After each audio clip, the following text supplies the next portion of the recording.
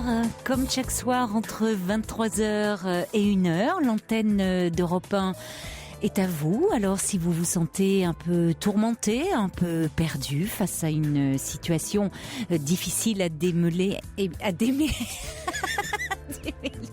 Ça va pas mieux, moi. Hein. Bon, allez, écoutez, il va falloir que j'aille jusqu'à 1h. Vous voyez, je dis, j'ai dîné au restaurant avec des amis ce soir, je vous le cache pas. J'ai bu un verre de vin. Voilà, un verre de vin, les effets d'un verre de vin. Je dis, pas de restaurant normalement avant. Voilà, un verre de vin et voilà ce que ça donne. Hein. Un seul verre, est-ce que je vais pouvoir mener l'émission jusqu'au bout? Allez, on va essayer. Donc vous pouvez quand même m'appeler au 39 21. Je vais essayer de vous donner des conseils, d'être à l'écoute, ça il y aura pas de problème. Paul et Asiba eux sont complètement sobres, complètement à jeun. Ils vont se faire un plaisir de vous accueillir au 39 21. Philippe Chartier est également présent, disponible pour vous accueillir et réaliser cette émission. Et bien sûr, vous pouvez également vous manifester en envoyant vos mails sur le site europe1.fr, également vos SMS au 7 39 21 en les commençant par le mot nuit. Dalton me dit la tarte à la rhubarbe, ça me rappelle les jeunes années, alors que Sergio me dit moi je préfère les tartes au citron. Europe 1, Caroline Dublanche. Et on commence tout de suite avec Élodie. Bonsoir, bonsoir Élodie. Bonsoir Caroline. Bonsoir. Oui, en effet, j'espère que vous serez en forme parce que j'ai besoin de votre aide. Hein. Oh, rassurez-vous, je plaisante. Hein. Vous savez, c'est pas un verre quand même qui va faire que je ne peux pas être en mesure de vous écouter et de vous éclairer. C'est bien, c'est une boutade. Alors moi je vous téléphone parce que j'aurais besoin de vos lumières. En fait j'ai eu 42 ans le 13 septembre, donc c'est tout récent, c'était jeudi. Bon anniversaire alors, avec un peu de retard. Merci. Donc à 42 ans je décide de reprendre des études à l'université. Donc je me suis inscrite pas en auditeur libre mais en vraie étudiante. Oui, qu'est-ce que vous reprenez, des études de quoi? Donc une licence première année de philosophie. D'accord, mais c'est formidable je trouve ça audacieux et courageux.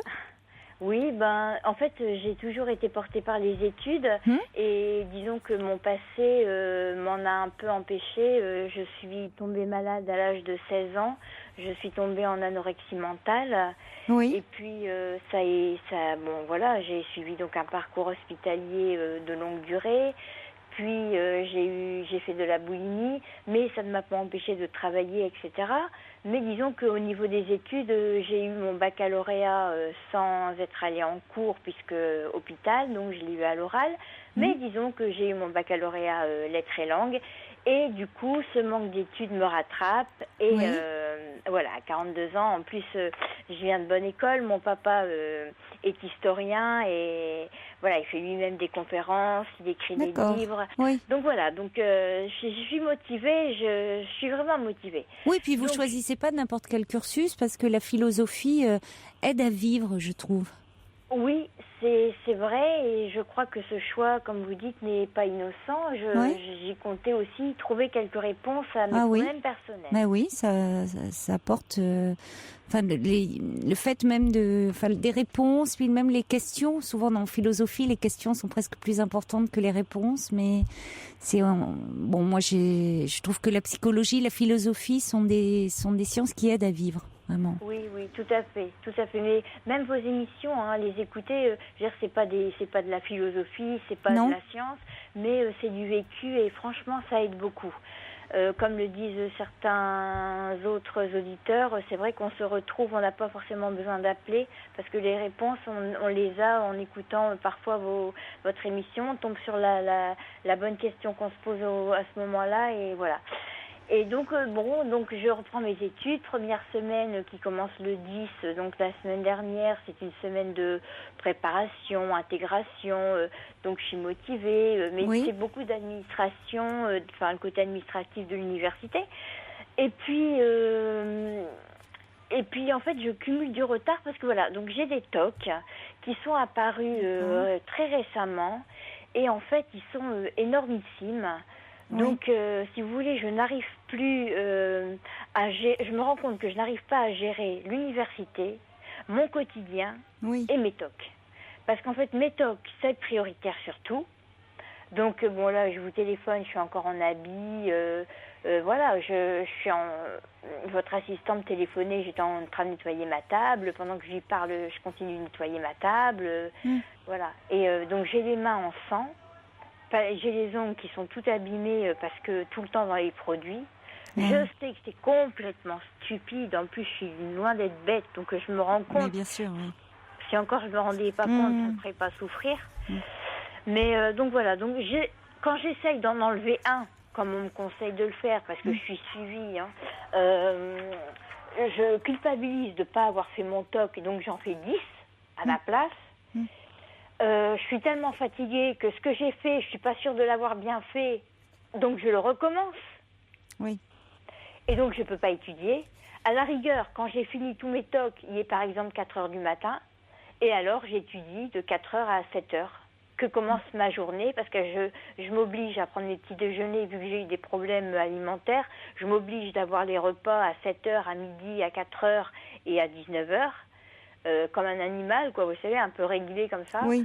Mais donc voilà, donc quand il est 4 heures, je me mets même pas au lit. Mon lit, il n'est même pas défait. Mais là, ça faisait 5 nuits que j'avais pas dormi, donc depuis mercredi, je vais plus en cours. Alors que c'est la première semaine, la vraie première semaine, qui a commencé lundi, quoi. Et ça a démarré, vous semblez dire, brutalement? Oui, en fait, bon, c'est pas le sujet de ce soir, mais je sors de boulimie, mais énorme, quoi. C'est-à-dire pas la petite crise, quoi. 24 heures sur 24. Donc je sais que ça peut paraître un peu incrédible, mais pourtant c'est la vérité. Et on essaye de m'aider. Enfin, c'est la psychiatre qui me suit, mes parents qui m'adorent. Ils font tout, enfin, je veux dire, ils essayent vraiment de trouver la solution.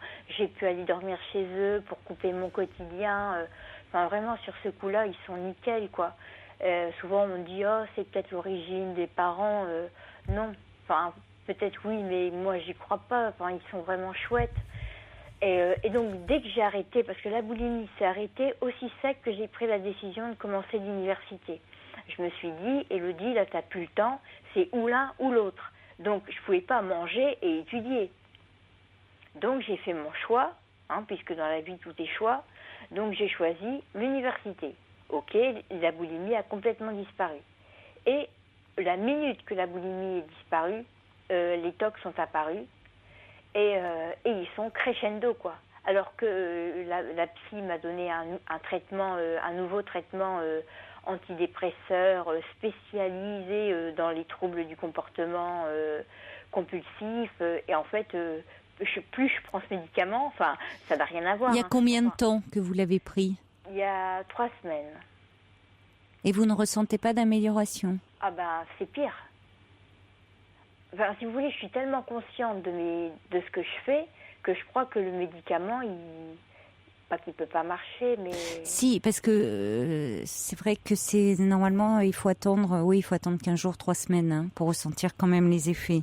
Donc, c'est normal que vous soyez consciente, c'est-à-dire vous ne pouvez pas vous empêcher de le faire et pourtant vous réalisez l'absurdité. De l'acte. C'est le problème de ces troubles obsessionnels compulsifs.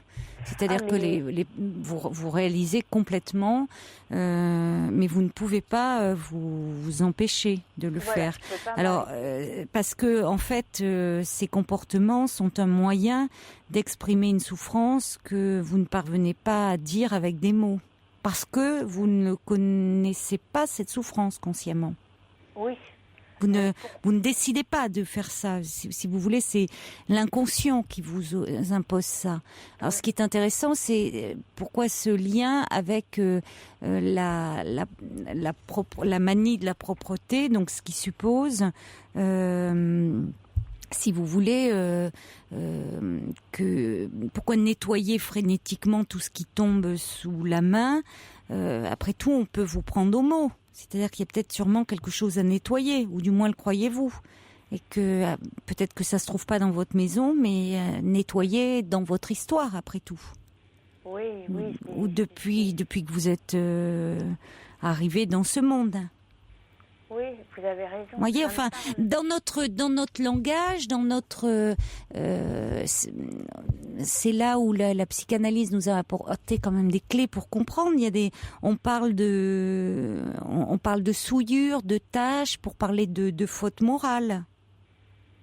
Vous voyez, on parle même dans la religion, on parle d'immaculée conception, on parle de l'agneau sans tache, il y a tous les interdits qui visent le corps et la sexualité. On parle de pureté vaginale, de virginale. On parle aux enfants, on dit c'est sale parfois quand ils s'intéressent à leur sexe ou au moment de l'apprentissage de la propreté. Donc c'est notre éducation tout au long de plein d'apprentissages. La saleté est très présente.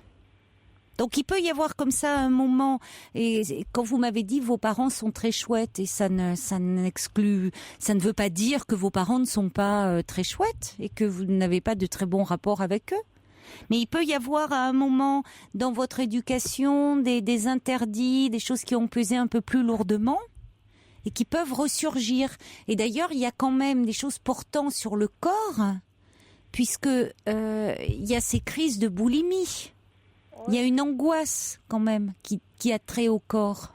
Oui, évidemment. Vous voyez, il y a cette angoisse. C'est ce que dit Julie d'ailleurs, qui envoie un SMS en disant « N'êtes-vous pas très angoissée ?» Bah oui, si, évidemment. Évidemment. Mais comme vous l'avez dit précédemment, je ne connais pas l'origine. Je suis angoissée de quoi? Allez, je vais dire honnêtement, il me manque rien. Je veux dire, je suis pas la fille à plaindre. Je suis heureuse, enfin, je suis pas heureuse du tout, mais je peux pas dire que je suis malheureuse. Mais il me manque rien. Je veux dire, j'ai pas froid l'hiver, il me manque pas à manger. Enfin, j'ai de quoi vivre. Au pire, on peut m'aider. Enfin, vous voyez, il me manque rien. J'ai un ordinateur, j'ai une radio, j'ai une télé, j'ai des bics, j'ai des livres. Je sais pas quoi vous dire. Il suffit que je demande et puis j'ai la possibilité d'avoir. Donc je suis angoissée de quoi vivre, mais si vous vivre. oui, peut-être oui, mais oui, bon. Oui, mais je peux pas. J'ai essayé déjà de mourir, mais on meurt pas comme ça n'a pas marché. Donc je suis obligée de me supporter. Alors oui, mais il y a quelque chose que vous ne supportez pas. Vous dites j'ai essayé de mourir. Vous vous rendez compte? Quand la vie est insupportable au point d'essayer de mourir, Élodie.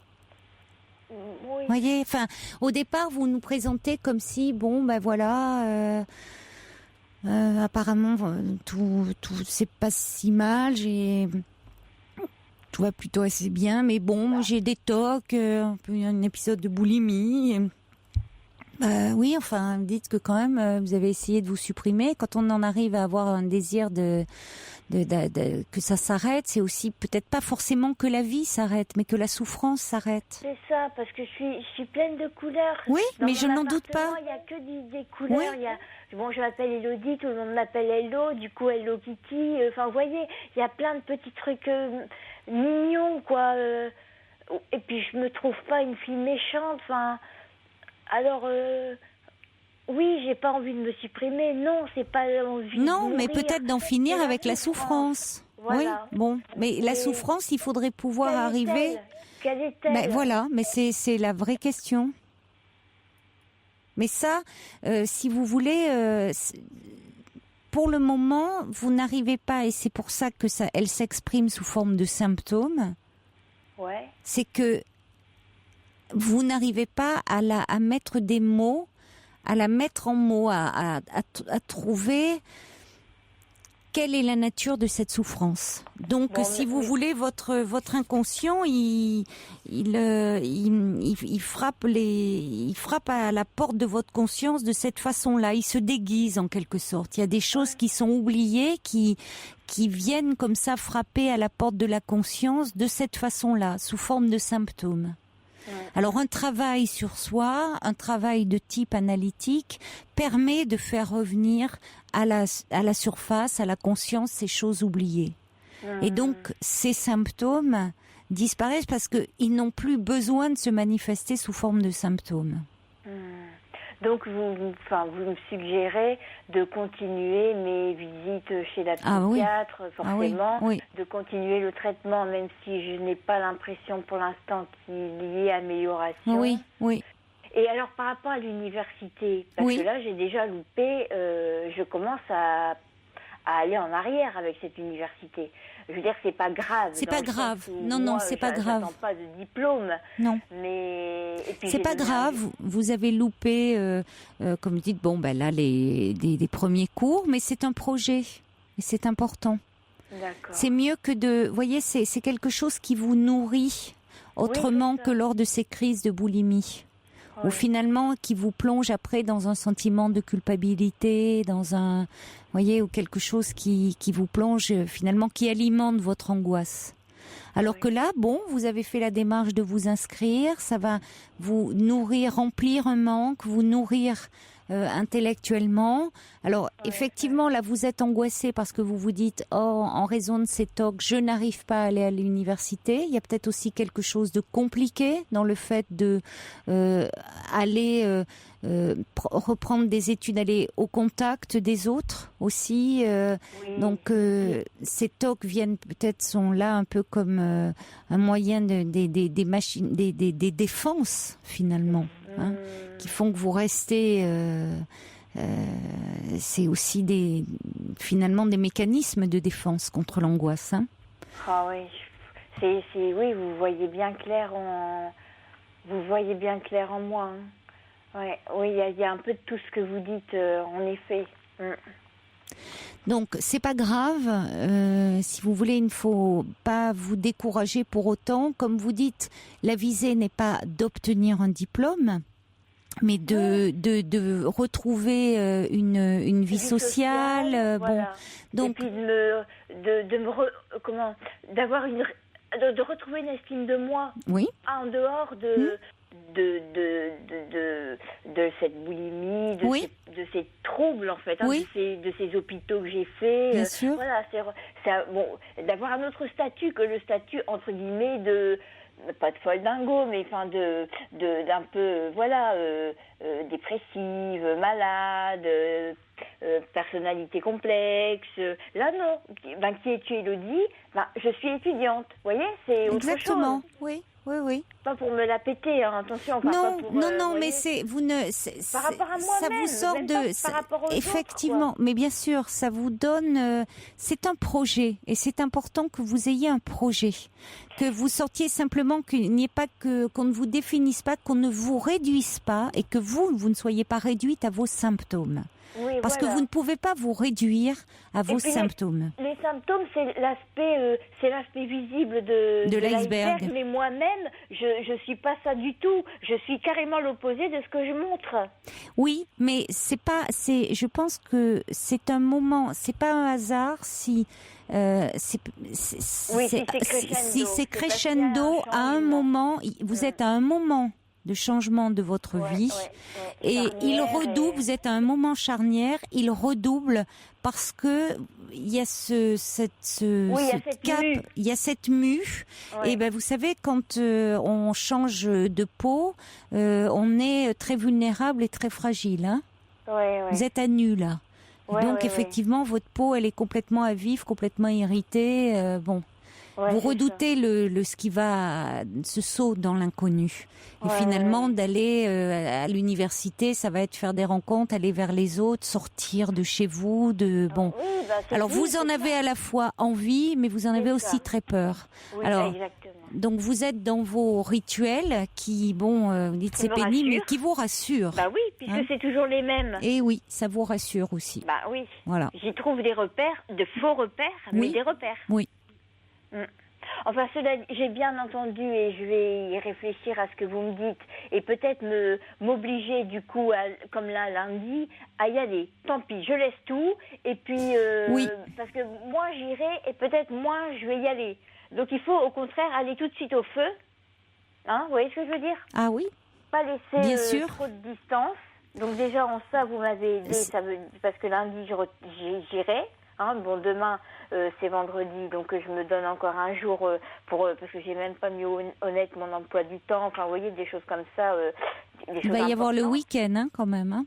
Oui, voilà, il y aura le week-end, donc j'aurai 2 jours. Oui, mais ça veut dire que effectivement, lundi, vous y allez, quoi qu'il arrive. Voilà, lundi, j'y vais, quoi qu'il arrive. Et tant pis si la maison, si c'est soi-disant, vous considérez que... Ah, ça peut pas être sale. Non, Vu comment vous l'avez, ça ne peut pas être sale, non. Ah bah non, c'est sûr. En plus, je suis pire que mieux parce que, comme dirait ma maman, j'enlève la peinture au lieu de, vous voyez, de nettoyer. Oui, oui. Que j'abîme, forcément, vous abîmez, ça c'est évident.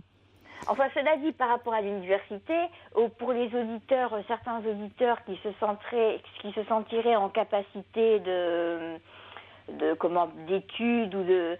Ça aide beaucoup, pas forcément comme moi en tant qu'étudiante, mais même ne serait-ce que d'aller pointer son bout du nez. On a tous une école, une université, peut-être pas très loin. On peut y aller, il suffit d'attendre que le cours commence et on peut passer invisible. Ça aide, quoi. C'est comme une séance de cinéma. Ça peut être sympa pour sortir d'un peu de son nombril, quoi, de son soi. D'aller un peu écouter un autre sujet que ce qui fait de nous ce qu'on est. Je pense que ça peut être une piste intéressante à creuser, pour moi la première et pour d'autres peut-être. Bon, en tout cas, il y a Ninon qui vous dit si jamais vous vous sentez un petit peu fléchir pendant le week-end ou lundi matin, dire enregistrez l'émission, écoutez en boucle ce qui s'est dit, ça peut vous aider aussi, donner un peu de force pour y aller lundi. Il y a Dalton qui dit on vous sent effectivement pleine d'énergie, donc allez dans cette voie-là. Mais il y a effectivement ne vous inquiétez pas si ça redouble en ce moment parce que c'est un moment vous êtes dans une perspective de changement. Donc continuez à voir votre psychiatre, à prendre le traitement, à parler avec elle parce que à un moment l'origine de cette angoisse, de ce qui frappe à la porte de votre conscience comme ça de façon déguisée va finir par apparaître. Et puis les cours, c'est important que vous alliez aussi à la faculté parce que là, si vous voulez, vous allez, ça va être valorisant pour vous. D'arriver, voyez, vous allez sortir, vous allez passer d'un cercle vicieux à un cercle vertueux, je dirais. Vous allez être fiers de vous aussi. D'accord, voilà. C'est super, c'est vraiment très gentil. Merci beaucoup à vous, merci à Dalton, merci à Ninon et merci à tous les autres. Il y a Eridan qui dit la philosophie, c'est la science de la sagesse. Donc je suis sûre que votre horizon personnel va s'ouvrir et vos angoisses s'atténuer. Oui, vous n'avez pas choisi n'importe quelle voie. Ça va aussi certainement beaucoup vous aider. Et vous aider, vous qui avez du mal à vivre, c'est compliqué. La philosophie aide à vivre, vraiment. Mais c'est fou que ce soit si compliqué de vivre alors que ça a l'air si aisé pour d'autres. Oui, je comprends, c'est vrai. C'est pour certains, certains ils ne se posent pas la question, en fait. Oui, c'est-à-dire que ça donne l'impression qu'ils ne se posent pas la question. C'est-à-dire qu'il y a des moments où peut-être quand s'ils sont confrontés à la maladie ou peut-être lors d'un décès d'un proche. Et c'est vrai que sinon, oui, ça donne l'impression qu'ils ne se posent pas la question. Et pour d'autres qui ont eu des parcours de vie plus chaotiques, vivre est du coup plus compliqué. Mais vous savez, en fait, quand on se penche d'un peu plus près sur un peu la vie de chacun, on vient au monde sans mode d'emploi. Donc vivre est pas simple pour tout un chacun. Simplement, c'est vrai que vous pensez que tout vous paraît compliqué et ça ne fait que compliquer rabaisser votre estime de vous-même là où vous pensez que ce qui est si compliqué pour vous, les autres y arrivent facilement. Mais c'est peut-être une illusion aussi. Voyez, c'est peut-être vous qui vous dévalorisez aussi parce que quand on donne un peu la parole aux autres, vous écoutez l'émission, vous vous rendez compte que à un moment ou un autre, on peut être confronté à des difficultés. Oui, c'est vrai. voyez, il n'y a pas des gens qui sont forts tout le temps et d'autres qui sont fragiles tout le temps. Enfin, tout le temps. c'est... Bon, heureusement pour chacun qu'il y a un équilibre et dans les joies et dans les douleurs, quoi, hein, parce que sinon... Bon, bah écoutez Caroline, je vous remercie beaucoup. Bon, alors, il y a Gabriel qui dit « Ah, le langage de l'inconscient, le vôtre, qu'il est difficile de l'écouter. Allez trouver un bon creuset pour vous dire et finir par vous entendre. Et vous vous entendrez mieux avec vous-même. Vous verrez, c'est une belle aventure, dit Gabriel. » Là, bah, c'est super, merci beaucoup. Voilà. Merci à tous, merci à vous. Merci, merci de votre confiance. Ben, je vous en prie, j'avais vraiment besoin d'avoir vos conseils et vos lumières. Je continue à vous écouter ce soir et voilà, bonne soirée à tous les auditeurs et bon courage à chacun. La vie est belle malgré tout. Merci Élodie, au revoir. Au revoir Caroline. Toutes vos confidences à Caroline Dublanche au 39 21, 34 centimes la minute.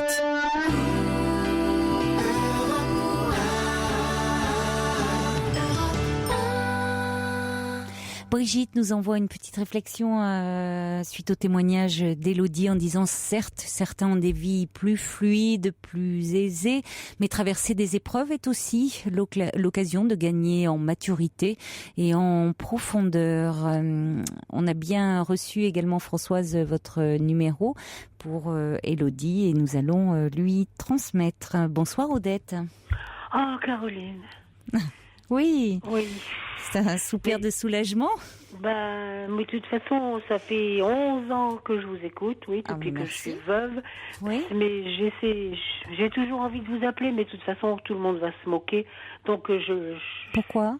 Ben, parce que ma vie, elle est tellement nulle. Et c'est pourquoi vrai que... dites-vous ça ? Et de toute façon, ma vie, c'est vrai, c'est un cauchemar, voilà, c'est tout. Et ben, parce que j'ai fait déjà 3 tentatives de suicide, ratées. La 4e, je me suis retrouvée 4 jours dans le coma. Et de toute manière, j'en ai plus que marre. Là, je suis allée voir un chirurgien ce matin parce que j'ai quand même décidé, je vais me faire opérer d'un genou. Bon, les gens, ils vont dire, c'est pas dramatique, on va mettre une prothèse.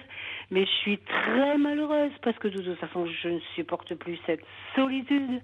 J'ai un ami, il vient tous les jours. Il est marié, bien sûr, elle le sait. Alors, il boit son café. Il faut me croire, Caroline, vous allez tous vous moquer. Et ben après, il dort jusqu'à 20h30. Et c'est la vérité. Et c'est tous les soirs, tous les jours. Et je craque et j'en peux plus, voilà, c'est tout. Caroline, vous n'êtes plus là ? Si, je vous écoute, Odette. Oui. Ça fait combien de temps que ça dure avec cet homme ? Ça fait 11 ans, parce que... Oui. Ouais, voilà. Ouais. Oui. Mais elle le sait. Donc c'est-à-dire que c'est une relation platonique que vous avez avec cet homme. Super platonique. Oui. Vous avez des sentiments pour cet homme ? Oh ben, je l'ai aimé comme une dingue, hein, ça c'est... Oui. Mais il n'y a jamais eu le courage de trancher. Et puis moi, l'imbécile, j'ai... ce qu'il faut jamais faire, j'ai continué. Oui. Et là, je craque, j'en peux plus. Non, j'en peux plus, voilà. Je suis suivie par une psychiatre super bien. Parce que je reprends un antidépresseur, bien sûr. Bon, parfois, il faut arriver justement à en avoir vraiment marre d'une situation pour avoir envie d'un changement. Hein, parce que parfois, quand on est dans une situation qu'on accepte, qui nous paraît supportable, il n'y a pas finalement à quoi bon changer, puisque il y a des choses qui sont finalement c'est supportable. Et parfois vraiment quand on est à bout, qu'on n'en peut plus, c'est là qu'on va trouver la force de changer. Oui, mais je vais me retrouver toute seule. Parce que mais au fond, est-ce que vous ne l'êtes pas déjà ? Et est-ce que c'est pas ce constat qui est, certes douloureux, mais parce que quand vous décrivez que cet homme vient prendre le café chez vous, et puis qu'après, il fait la sieste. Il dort jusqu'à 20h30, et c'est la vérité. Bon. Vous voyez, c'est quelle vie, enfin, par rapport à vous et par rapport à son épouse d'ailleurs. Oui, mais elle le sait. Hein. Oui, mais j'ai bien compris. Donc, vous voyez, même elle, vous n'êtes pas heureuse, non. Elle n'est pas heureuse. On est trop malheureux, Caroline. Exactement. Mais bon, vous, à un moment, vous pouvez dire, moi, ça n'a pas de sens parce que après tout, ils sont mariés, ils sont en couple. Mais vous, Odette, vous pouvez trouver quelqu'un. Non. Mais si, vous pourriez. Non, parce que il y a peut-être même pas un mois, je voulais quelqu'un, mais alors rien qu'une amitié, une vraie. Oui, mais exactement, une amitié non, même. Non, Caroline, aussitôt c'est hop. Le sexe, et non, donc ça n'existe pas, c'est pas vrai. Moi, je voudrais bien. Regardez, vous voyez déjà que c'est possible, puisque avec cet homme, vous n'êtes pas dans une relation de sexe. Ah non, ça fait 4 ans, non. Bon. Donc lui, cet homme, je ne sais pas au départ comment ça a démarré, qu'est-ce qu'il est venu chercher auprès de vous, certainement une compagnie aussi. Oui, parce qu'elle ne voulait plus de lui depuis très longtemps. C'est pas moi qui a cassé son ménage. Hein. Non, mais ça, je veux bien vous croire. Hein, c'est-à-dire cet homme qui venait, qui était certainement pas bien, qui est venu, chercher votre présence, une compagnie, bon. Et puis, finalement, comme une seconde maison. Ah, c'est sa deuxième maison. C'est sa deuxième maison, mais où il n'y a pas de... Qu'est-ce que ça signifie comme relation? Puisque finalement, il vient pour dormir après. Oui, et puis Caroline, de toute façon, tout le monde va se moquer parce que... Mais non, mais pourquoi dites-vous ça? On n'est pas là pour se moquer de vous. Même pas un petit baiser, même pas un petit truc de tendresse. Non, rien du tout.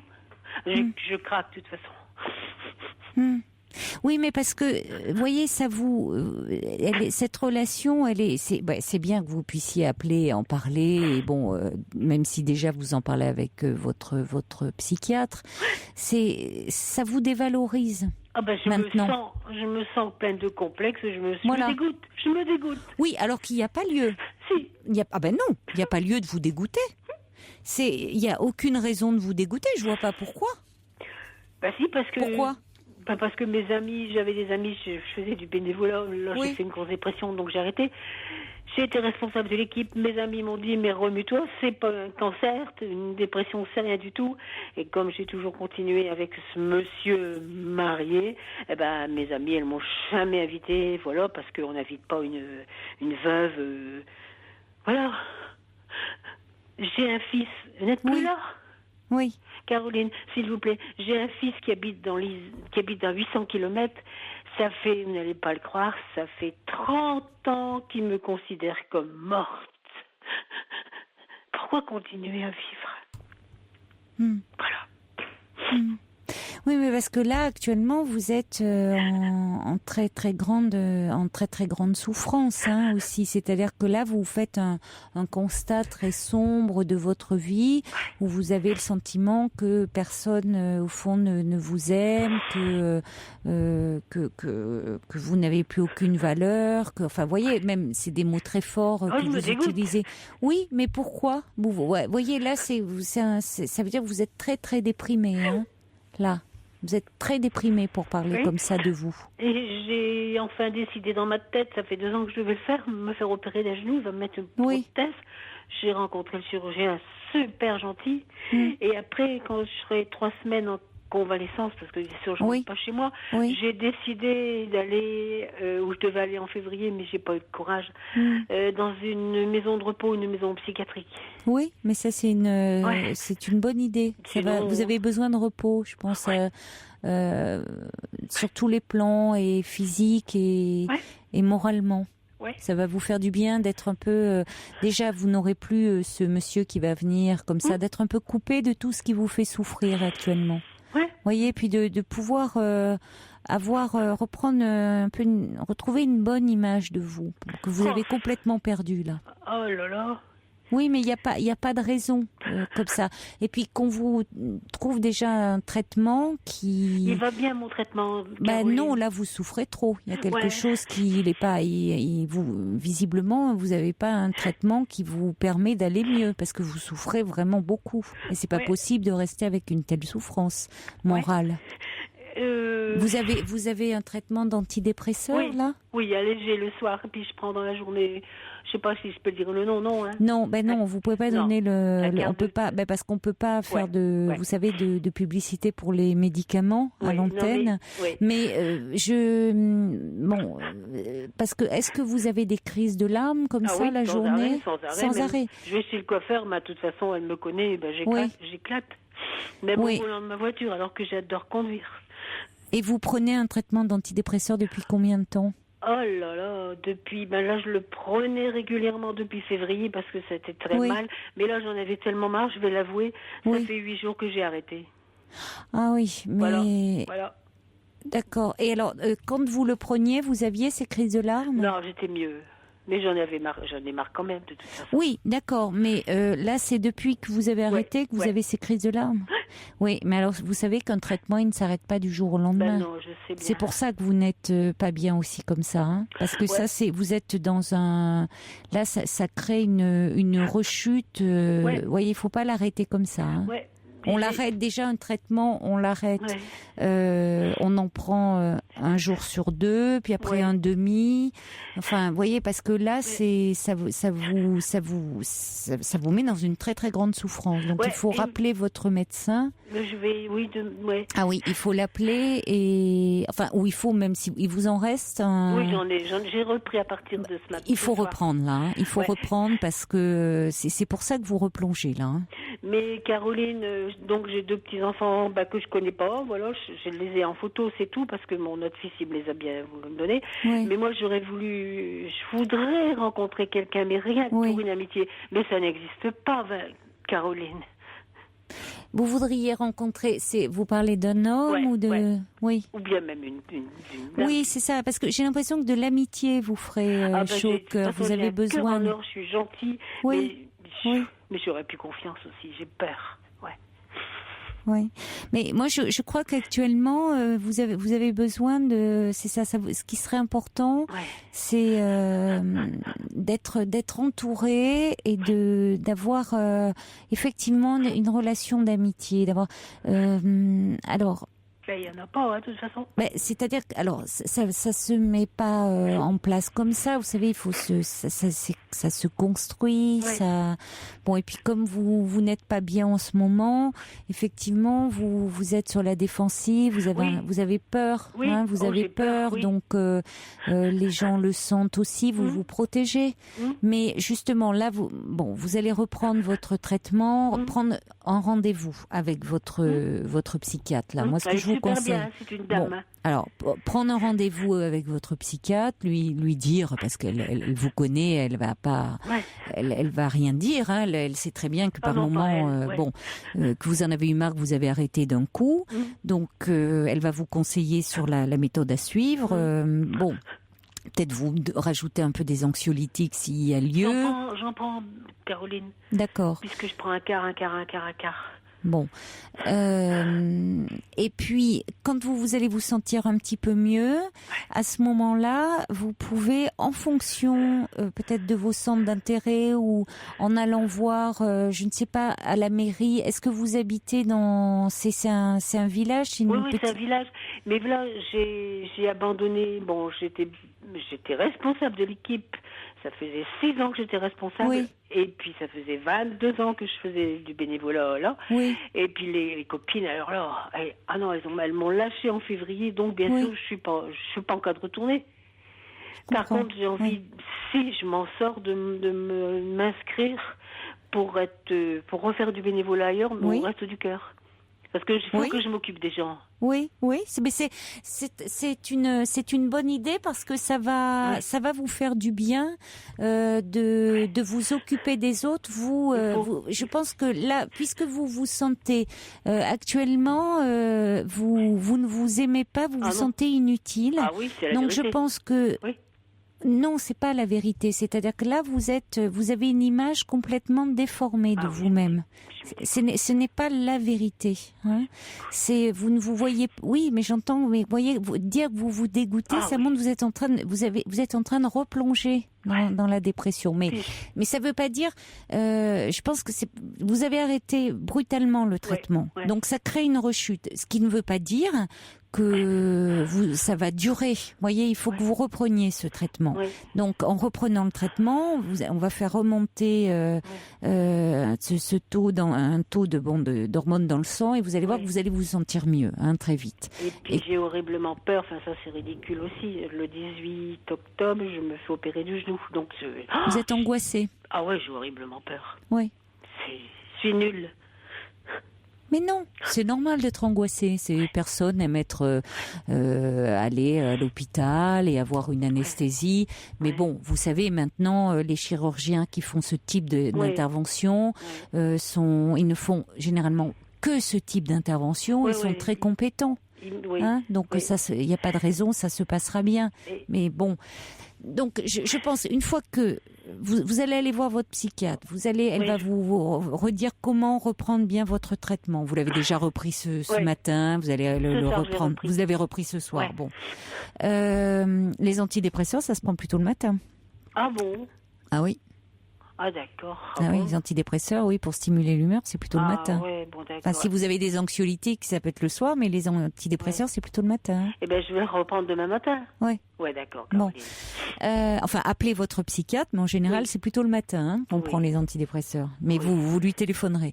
Oui. Et après, peut-être contacter les Restos du Cœur. Et vous pouvez après si vous faites opérer du genou, il y aura peut-être une période de rééducation. 3 semaines. Et puis après, je vais demander pour aller 3 semaines dans une maison de repos que je devais aller en février, mais j'étais trop mal, j'ai pas voulu une maison de repos psychiatrique alors.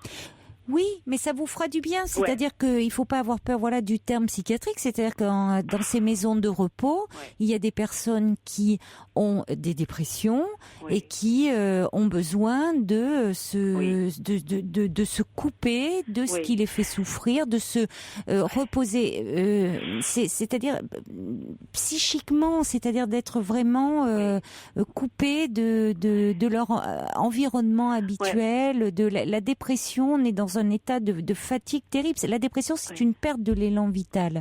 Donc, ça peut tout à fait vous faire du bien. Et puis, de toute façon, j'ai déjà demandé à ma mutuelle cet après-midi, là, en larmes, j'aurai une chambre toute seule, parce que je vais être toute seule. Oui. Mais vous pouvez être toute seule dans votre chambre, effectivement, et avoir des contacts après avec d'autres personnes, ou pas, vous verrez, parce que parfois avec des personnes qui ne sont pas forcément bien, c'est pas l'idéal non plus. Vous pouvez amener de la lecture, vous voyez, c'est important, amener des livres qui vous font du bien. Des bibliothèques là-bas, on m'a dit. Oui, il y a des bibliothèques, mais ça n'empêche pas que vous ameniez vos propres livres aussi. Voyez ? Oui. Oh, Caroline, vous êtes super. Mais dites-moi avant de raccrocher, s'il vous plaît, comment ça se fait qu'avec un homme, on peut pas, ou alors une femme, je m'en fiche, une vraie amitié, ça n'existe plus. Mais si, bien sûr que ça existe. Bien sûr que ça existe. Où je pourrais m'adresser, parce que... Mais si vous voulez, vous allez. Moi, je pense que à travers en faisant déjà auprès d'associations comme ça, au départ, vous allez rencontrer des personnes qui ont le même désir que vous, venir en aide aux autres. Alors au départ, ça va être des connaissances. Vous allez, et puis parmi ces personnes, vous pouvez sympathiser avec certaines qui pourront devenir des amis, peut-être. Vous voyez, je dis peut-être, je ne sais pas, je ne peux pas le prédire à l'avance, mais vous pouvez, ça veut dire que ça suppose de sortir un peu de chez soi, de nouer des relations, ça se construit. C'est vrai qu'il y a l'amitié. Alors parfois ça peut être un coup de cœur, ça peut être comme l'amour, ça peut aussi se passer comme ça, c'est-à-dire vous rencontrez une personne et vous vous sentez en communion avec elle, en communion de cœur, en communion d'idées, en communion, vous vous sentez très proche d'elle. Bon, il peut y avoir un coup de cœur amical comme il peut y avoir un coup de cœur amoureux. Parce que je suis très gentille autrement, puis très serviable. Mais alors lui, là, il viendra toujours parce que je pourrai jamais le mettre dehors. Si, vous pourrez quand vous vous sentirez mieux et quand vous vous sentirez un peu plus forte, et je pense à votre retour comme ça de la clinique, vous pourrez lui dire que vous ne souhaitez plus le voir. Parce que ça ne vous apporte rien et ça vous fait du mal. Parce que c'est très dévalorisant de voir cet homme somnoler, dormir en face de vous. Parce que c'est très... alors lui, on peut se demander qu'est-ce qu'il fait finalement. Il fuit sa vie, il se réfugie dans le sommeil, c'est-à-dire que il est mal dans son couple, il n'a pas le courage de divorcer, de se séparer. Donc il vient auprès de vous, mais il n'a pas non plus le courage de franchir le cap, de passer le cap. Voyez, ça peut-être par culpabilité ou autre. Alors il se réfugie dans le sommeil. Enfin, bon, il passe à côté de sa vie, cet homme-là. On est trois malheureux. Voilà, mais pour autant, écoutez, c'est le problème de ce couple, vous n'avez pas, vous, à le porter. Oui, c'est vrai, Caroline. Et or, vous êtes en train de vous diminuer en tant que femme, parce que vous vous dites, finalement, cet homme pour qui vous aviez des sentiments, je l'aimais comme une vous l'aimiez, et finalement, cet homme était là, mais à dormir en face de vous. C'est très dévalorisant pour une femme. Vous voyez ? Parce que soit il vient chez vous et à un moment, il vous fait la cour, il se comporte comme un homme amoureux. Avant, voilà. Si c'est pour dormir, à un moment, autant qu'il reparte auprès de sa femme. Là, ça fait 4 ans que c'est super nul. Maintenant, il reste pas chez lui parce que de toute façon, tout ce qu'elle demande, c'est qu'il dégage de chez... pour qu'elle soit toute seule, qu'elle soit tranquille. Oui, écoutez, qu'il aille ailleurs, qu'il aille jouer aux boules ou je sais pas moi, qu'il aille jouer aux cartes avec des amis, mais c'est bon. Jamais qui m'a emmené au cinéma, jamais que nous sommes allés au restaurant, jamais rien. Jamais. Oui. Alors, si vous voulez, en tout cas, vous savez, j'ai des messages pour vous. Il y a Brigitte qui dit, je vous assure... Ah oui, j'ai des messages, je vais vous les lire. Il y a Brigitte qui dit, je vous assure, Odette, vous ne donnez vraiment pas envie de se moquer de vous. Bien au contraire, juste l'envie que vous arriviez à remonter la pente progressivement. C'est vrai, il y a une dame qui me parle. Ben oui. Bien sûr, il y a des auditeurs qui vous parlent. Il y a quelqu'un qui dit, je prends l'émission à l'instant. Je veux juste dire à Odette de tenir et de continuer le chemin avec courage. Peut-être qu'elle lise le dernier livre de Christophe André, Sérénité. Ceci pour apprendre l'autocompassion, reprendre contact et s'occuper aussi des autres. Faut que je m'occupe des autres. Et puis, Sérénité. Il y a Sérénité de Christophe André. Je vais le noter, oui. Et puis il y a Eridane qui dit, je pense que votre dépression vous est surtout renvoyée à travers l'image de cet homme qui somnole, qui dort auprès de vous. C'est une image terrible. Il dort, c'est horrible. Et puis Fabio qui dit, faites ce que vous avez décidé, Odette, et pour remplacer cet homme indélicat, remplacez-le par, peut-être pourquoi pas avoir un animal auprès de vous. Tout cas, donnez-nous de vos nouvelles. Là, ils vont tous se moquer des gens parce que il y a 2 mois seulement, j'ai décidé, alors lui, il était furieux parce que, mais c'est moi qui achète, ça lui regarde pas. J'ai acheté 2 cages et dans une cage, j'ai des mandarins. J'ai eu 3 bébés mandarins, des petits oiseaux. Ah oui, c'est trop mignon. Et puis à côté, j'ai une autre cage que j'ai acheté encore un couple de mandarins, mais des mandarins en mutation, c'est des mandarins blancs. Je les adore. Oui. Oui, ça vous fait, c'est agréable, oui, c'est en plus, c'est agréable les oiseaux. Il y a Caroline. Il y a Ninon qui dit, j'envoie toute la chaleur que je peux à Odette. Voilà. Donc, vous voyez, vous avez des messages chaleureux. Et puis, il y a Leïla qui dit vraiment, je souhaite bon courage à Odette et qu'elle essaye un peu d'en parler aussi. Ça, vous le faites, vous êtes aidé par votre psychiatre. Il y a l'ami Tintin qui dit, c'est très bien la maison de repos. J'y étais en cure de repos pour 1 mois. J'en suis sortie au bout de 3 semaines, complètement différent. Il y a quelqu'un qui dit, mais vous savez, il y a aussi l'association des solos et On va sortir. L'association, si vous avez Internet, vous n'avez pas. D'accord. Il y a aussi, il y a First Lisa qui dit, mais écoutez, arrêtez de penser qu'on se moque de vous. Au contraire, tout le monde, vous êtes très attendrissante. Et c'est vrai que vous avez quelque chose de charmant. Caroline, s'il vous plaît, c'est pas possible qu'une dame ou bien quelqu'un, rien que pour amitié, une amitié vraie, qui me téléphone, c'est pas possible? Écoutez, c'est le problème, c'est qu'on ne peut pas. Voyez, moi, je ne suis pas garante. Je ne sais pas après quelles sont les motivations derrière. D'accord. Moi, je vous sens tellement en attente et tellement perdu. On ne peut pas vérifier derrière quelles sont les motivations. Alors, il y a Michel Michel, c'est un homme qui est prêt à vous laisser son numéro de téléphone. Mais c'est vrai que on on pourra vous transmettre des numéros de téléphone. Oui. Mais je pense que la décision que vous avez prise après d'aller en maison de repos, de recontacter des associations de bénévolat, c'est très bien parce que il faut que vous fassiez aussi votre propre jugement, vous voyez. Mais quand vous allez aller mieux, bien sûr que vous pouvez construire des amitiés. Pourquoi ça ne serait pas possible? Il faut aussi vous faire confiance. Oui, mais non, je me Oui, mais parce que là, actuellement, vous ne vous faites plus assez confiance. Il faut que vous retrouviez vraiment. Il y a Annie qui dit, vous avez pris la bonne décision, vous irez mieux, laissez cet homme qui n'en vaut pas la peine, sauvez-vous, courage. Et quelqu'un qui dit, ne vous dévalorisez pas, faites-vous violence, quittez cet homme, voyez d'autres, voyez d'autres gens. Non, voyez d'autres gens, prenez soin de vous avant tout. Parce que voilà. J'ai pas les moyens, je suis veuve depuis 11 ans, non, j'ai pas les moyens d'aller... Mais voyez d'autres gens. Bon courage à vous, et on va vous donner les coordonnées de Michel hors antenne. D'accord, Caroline, vous êtes super, puis je remercie les personnes, parce que... Oui, vous avez eu beaucoup d'appels. Je pensais pas, je remercie tout le monde. Caroline, merci. Vous êtes du tonnerre. Je vous embrasse, Odette, et appelez bien votre médecin, d'accord? Oui, Caroline. Au revoir, Odette. Vous êtes du tonnerre, je vous embrasse. Moi aussi, je vous embrasse, au revoir. Merci, Caroline.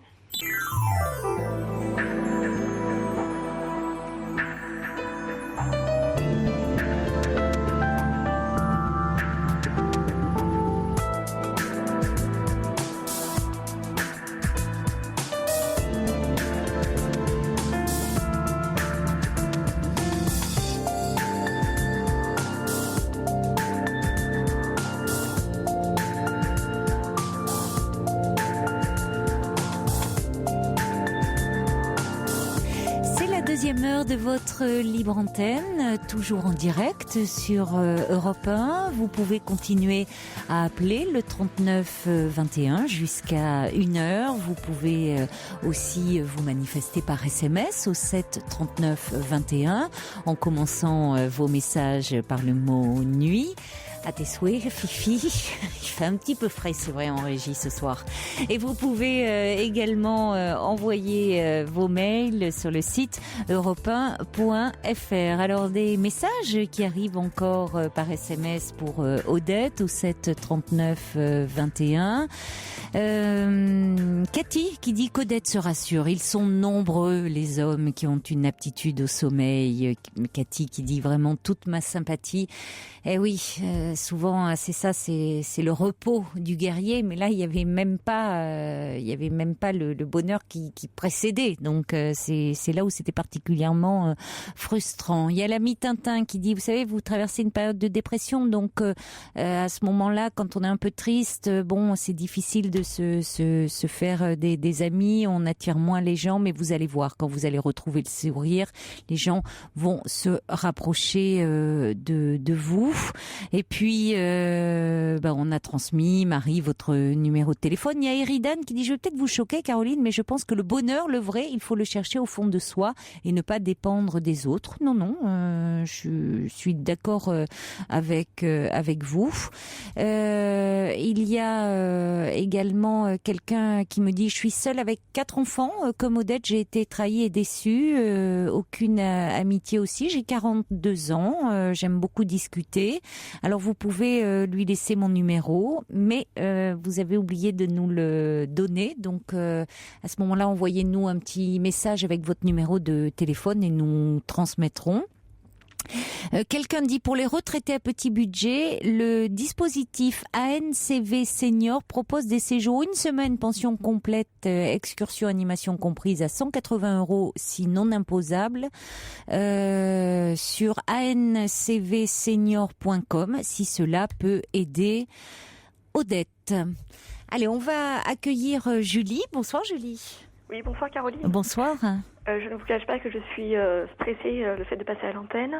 J'espère que ça va passer. Oui, non, ça va passer. C'est les premiers instants qui sont un petit peu stressantes, mais après, rassurez-vous, ça va bien se passer. Alors, je vais vous aider un petit peu. Vous avez donc 35 ans, vous travaillez dans un secteur administratif et c'est un domaine qui ne vous convient plus. Vous souhaitez vous reconvertir en tant qu'infirmière. Oui. Et vous avez toujours eu cette envie-là ou c'est... Non, disons que j'en parlais de temps en temps. Ça fait les 5 dernières années, j'en parlais, je regardais. Vous savez, j'aime bien l'émission qui passe sur France 5 en début d'après-midi. Allô, docteur ? Oui. Oui, avec Michel Simès voilà, et Marina Carrère-Dancos. Ouais. Oui, elle est très bien cette émission. Donc, Ils sont sympathiques émission. tous les deux, oui. Quand je peux la regarder, je la regarde. Oui. Voilà, j'aime bien tout ce qui est en relation, domaine médical. Par exemple, j'ai quelqu'un de ma famille qui a un problème de santé, je vais regarder sur Internet, voir comment ça se soigne, des choses comme ça. Oui. Voilà, je suis abonnée à des magazines de santé. Ah oui. J'ai lu un livre aussi, par hasard, j'étais à la bibliothèque et j'avais vu un livre d'une infirmière. Moi, je me suis dit, ça a l'air intéressant, je vais le lire. Et c'était une infirmière qui adorait son métier. Donc, oui. Donc je me disais, par rapport à ce qu'elle disait, je me disais pourquoi pas moi, quoi. Ça pourrait me plaire, je pense. Oui, parce que c'est pas parce que dans votre famille il n'y a pas spécialement des personnes dans le milieu médical ou non. Non, c'est plutôt vous qui vraiment vous intéressez à la santé, à toutes ces questions-là. Oui. D'accord. Voilà, et puis bon, comme mon métier ne me passionne pas, surtout depuis quelques semaines, je subis des pressions de la part de mes supérieurs.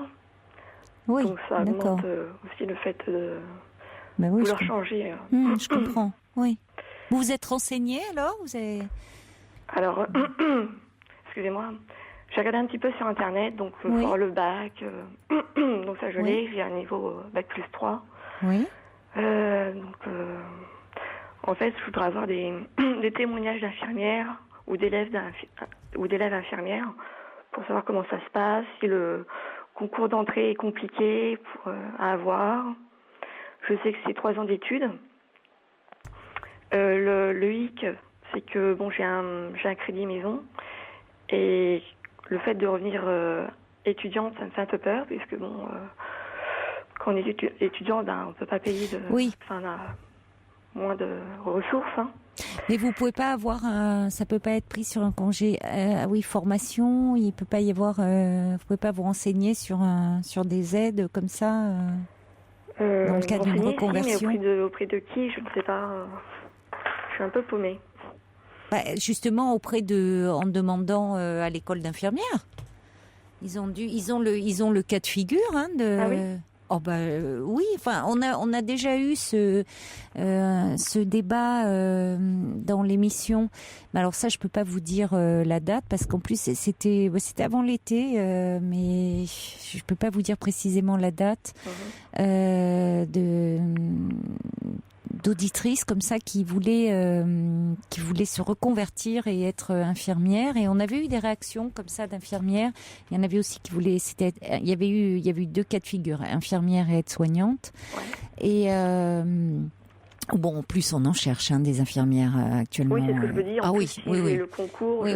Et où je me souviens en plus, ça rejoignait ce que vous disiez, puisqu'il y en avait une, c'est toujours le problème quand on veut se reconvertir, c'est un moment repasser par le statut d'étudiant et donc ne plus toucher de salaire. Oui. Mais il y a des possibilités, je crois, d'avoir des aides, des formations. Donc, si vous voulez, les écoles elles-mêmes sont confrontées à ce type, de situation, donc je pense qu'elles seraient à même de vous renseigner. D'accord. Parce que elles ont bien sûr le cas des jeunes qui sortent du bac. Mais elles ont aussi des personnes qui, comme vous, ont un autre métier et veulent changer d'orientation. D'accord. Donc, elle pourrait vous dire, peut-être à ce moment-là, renseignez-vous auprès de tel organisme pour faire une demande, ou est-ce que c'est possible, ou est-ce que ça ne l'est pas. D'accord. C'est vrai que je n'ai pas du tout pensé à ça. Bon, écoutez, j'ai plus qu'à Mais je pense que quand même, elle serait à même de... Bon, ce qui ne veut pas dire, on peut avoir des réactions d'infirmières ou de personnes qui sont dans votre cas, 39-21, qui pourraient nous renseigner. Ouais. Mais je pense que déjà, en prenant aussi contact auprès de l'école, vous aurez déjà des informations. D'accord. Et puis savoir si les 3 années d'études sont dures... Oui, donc je sais qu'il y a des stages. Oui. Ensuite, il y a l'école. Oui, oui. Est-ce que c'est... enfin, j'ai peur quand même de pas tenir le rythme. J'ai cette crainte. Le rythme en termes de travail, de charge de travail ou Oui, de charge de travail. Parce que vous avez quand même un bac+3, donc vous êtes habitué aux études, Vous avez fait quoi comme... Licence AES. Bon. Vous êtes quand même habitué à travailler. Après, vous êtes motivé en plus. Vous savez, quand la motivation est là, ça soulève des montagnes. Hein. Oui, c'est sûr. Oui, il y a des stages, mais enfin, si de toute façon après vous voulez être infirmière, là, ça sera pas un stage. Vous serez dans un service et vous aurez le travail. Alors, je me souviens, ce qui ressortait de ça, c'est que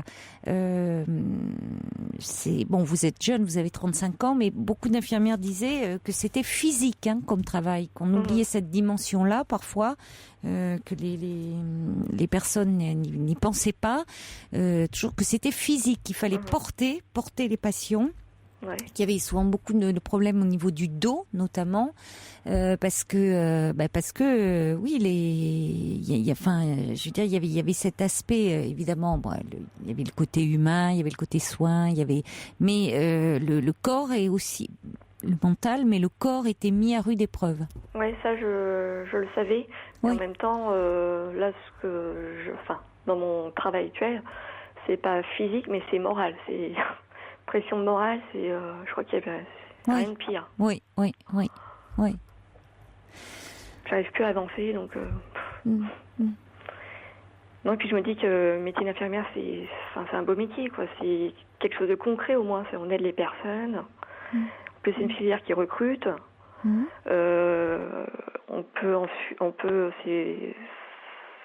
y a plusieurs domaines. On peut être dans des crèches, dans des maisons de retraite, à l'hôpital. On peut être ensuite en libéral. Oui, bien sûr. Oui, il y a beaucoup de possibilités d'exercer votre activité. Alors là, je reçois un message, quelqu'un dit, vous pouvez voir auprès de l'organisme FONGECIF, donc qui traite les reconversions professionnelles payées, et quelqu'un qui ajoute, courage, vous allez y arriver. Isabelle dit, allez foncer, Julie, on n'a qu'une vie, et vous apprendrez autant humainement que professionnellement. Et c'est toujours stimulant d'apprendre. Oui, parce que vous parlez de reconversion, mais c'est ça, d'apprendre. Ben oui, d'apprendre, de pas se cantonner, d'être dans un ronron, voilà, quelque chose où on est amené à se remettre en question. C'est toujours stimulant, intellectuellement évidemment, mais aussi dans sa vie, enfin que ça bouge. C'est toujours une bonne chose. Ce que j'ai pas dit, c'est que j'ai déjà repris mes études. J'avais un BTS. D'accord. J'ai travaillé, ça me plaisait pas. J'ai repris mes études. Oui. Donc je suis repartie en licence. Oui. Licence et maîtrise que j'ai pas eu. Et voilà. Donc après j'ai repris un poste. Oui. Oh, il y a un chien derrière. Oui, excusez-moi. Oui. J'ai repris un poste et celui-ci ne me convient pas. Voilà. Donc là, ce serait de reprendre une deuxième fois mes études. Voilà, donc j'aime bien apprendre, mais est-ce que je tiendrai le coup? Je sais pas trop. Parce que 3 ans, c'est quand même 3 ans d'études. C'est pas rien quand même. 3 ans. Oui, mais en même temps, alors après, il faut voir vraiment quelle est votre motivation. Hein. Tout est là. Oui, tout est là. Hein, c'est vrai que 3 ans, mais 3 ans, il y a aussi du concret, c'est-à-dire qu'il y a les études. Mais si vous voulez, il y a les stages, c'est-à-dire il y a l'aspect pratique qui est très important. Oui. Hein? Ouais. C'est l'aspect pratique est quand même, vous avez les cours, mais vous avez la dimension. Il y a une immersion dans les services hospitaliers. Oui, et puis il y aura pas que des personnes en première année, des personnes qui ont 20 ans. Je veux dire, il y a tout âge, je crois. Ah ben non, bien sûr, c'est ce que je vous disais. C'est-à-dire les écoles, l'école d'infirmière, vous allez avoir aussi bien des personnes qui sortent du bac que des personnes qui, comme vous, opèrent une reconversion professionnelle. Je me souviens, il y avait une dame qui avait, l'auditrice qui m'avait appelée devait avoir... pas loin d'une 50aine d'années, parce qu'elle demandait s'il n'y avait pas une limite d'âge. Voyez, quelle était la limite d'âge?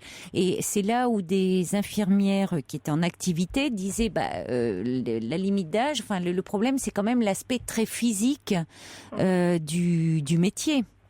D'accord. Voilà. C'est quand même là où il faut quand même en tenir compte. Oui, après, c'est un choix à faire. Mais bon, en même temps, moi, je vous dis, mon métier me plaît plus. On passe, il y a des déplacements sans arrêt. On est amené à se déplacer de plus en plus. Des réunions qui ne servent à rien. J'en ai ras-le-bol, quoi. Pour moi, c'est pas concret. Bon, alors il faut, c'est ça. Après, on sent que vous êtes découragé par ce que vous vivez. Pour autant, il faut quand même aussi là envisager l'avenir et savoir ce que vous voulez dans votre avenir, parce qu'on sent bien que vous êtes assez découragé par ce que vous vivez. Pour autant, il ne faut pas que ça. Justement, si vous êtes découragé, il est temps de changer. Alors, il y a Joachim qui dit les entreprises cotisent pour des formations, la FONGECIF prend tout en charge sans perte de salaire, je l'ai fait pour mes permis super lourds. Et puis il y a Eric qui dit vous pouvez renégocier votre prêt bancaire en supprimant et en reportant les 3 années, mais ça va allonger votre prêt.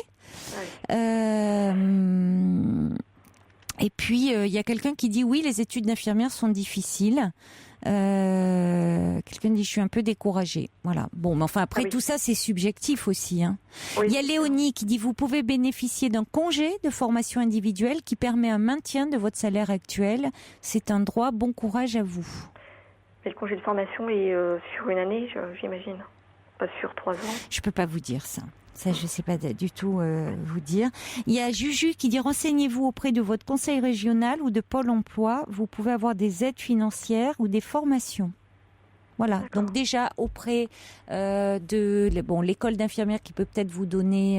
Il y a peut-être quelqu'un qui est à même de vous renseigner. Et puis la FONGECIF. Certains disent Pôle emploi, le conseil régional. Là, vous pouvez voir un petit peu. Et nous aurons peut-être d'ici la fin de l'heure des réactions d'infirmières. Donc, je vous invite à rester à l'écoute. Oui, et surtout au niveau du concours d'entrée, savoir s'il était assez dur à l'avoir. D'accord. Le message est passé. Si on a des réactions, on les passera. D'accord. Merci. Merci Caroline. Merci Julie, au revoir. Au revoir. Un petit message de First Lisa pour Julie qui dit avec son niveau Bac+3 et en travaillant, Julie ne devrait pas avoir de problème pour le concours. Oui, on sent que Julie est assez angoissée par rapport à la difficulté au niveau du concours, après la difficulté au niveau des études. Je pense que finalement les tensions, ce qu'elle vit dans son travail actuel fait qu'elle a perdu un peu de confiance en elle, alors que vous avez raison First Lisa, je pense que ça ne devrait pas poser de difficultés particulières, mais il faut que Julie reprenne confiance en elle. Marie-Lou envoie aussi un mail pour dire possibilité de bourse d'allocation d'études pour une personne qui souhaite reprendre des études après 28 ans. Ah, mais c'est bon à savoir, vous voyez, ça, je ne savais pas qu'il y avait une possibilité de bourse pour les personnes dans ces conditions-là. Alors oui, par rapport à vos questions, c'est bien Lily que vous avez entendu à l'antenne. Qu'est-ce que vous voulez? C'est son côté cabot. Elle n'a pas pu s'empêcher, de se faire entendre. Elle était à côté de moi et elle était en régie jusque-là. Et puis j'ai dit, allez, 2e heure, je la prends près de moi. Et puis Fifi est arrivée en courant, il faut dire, m'a apporté un mail et ça lui a pas plu, mademoiselle. Elle me garde, c'est comme ça. Il faut dire qu'elle dormait profondément. Elle s'est dit, qui est cet intrus qui rentre dans le studio? Et voilà, donc elle s'est mise à aboyer. En tout cas, le trublion me dit, elle a une voix très radiophonique. Je vais lui dire, ça va lui faire plaisir. On va co-animer ensemble. Voilà. Donc, et Sergio me dit, c'est peut-être pour ça qu'il qu'il éternue, il fait peut-être une allergie au poil de chien. Qui sait? Bon, tant pis, il va falloir qu'il tienne parce que j'ai mis la bête, le fauve, en régie jusqu'à la fin de l'heure. C'est très exceptionnel qu'elle soit là, je le dis, parce que normalement, elle est persona non grata. Allez, on accueille Franck. Bonsoir. Bonsoir, Franck. Bonsoir, Caroline. Bonsoir.